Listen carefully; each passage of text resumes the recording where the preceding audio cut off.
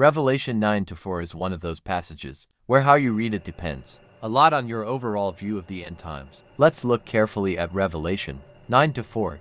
They were told not to harm the grass of the earth, or any plant or tree, but only those people who did not have the seal of God on their foreheads. Niv. 1. The context of the seal. The seal of God shows up earlier in Revelation 7-3-4, where 144,000 servants of God are sealed on their foreheads before the judgments intensify. The seal signifies God's ownership and protection, just like the blood on the doorposts in Exodus 12 during the Passover, the mark on the foreheads in Ezekiel 9, protecting the righteous during judgment. This seal doesn't remove people from the earth. It marks them so that they are spared while others are judged. 2. What Revelation 9-4 implies.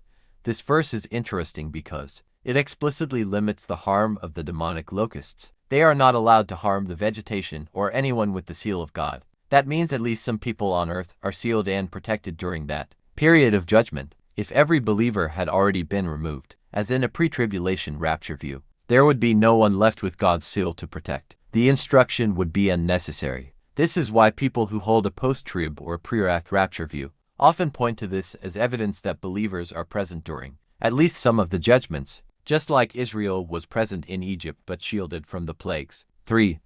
How different interpretations explain this. Pre-tribulation view rapture before tribulation. Some argue the sealed group are Jewish believers or special witnesses like the 144,000, not the church in general. They would say this doesn't mean all Christians are on earth. Mid-trib, pre-wrath, post-trib views, they see this as clear evidence that God's people remain on earth, protected, while his judgments fall, just like the Israelites in Goshen during the plagues. Symbolic, idealist view. They read the seal as symbolic of God's spiritual protection of believers throughout church history, that even amid demonic attacks and worldly chaos, God's people are spiritually kept safe. 4.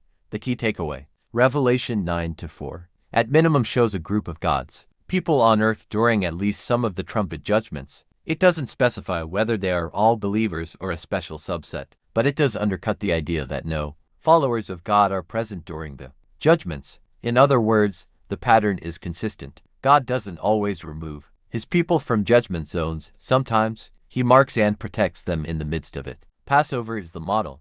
The Israelites were not taken out of Egypt. During the plagues, they were kept safe in Egypt until the time of deliverance.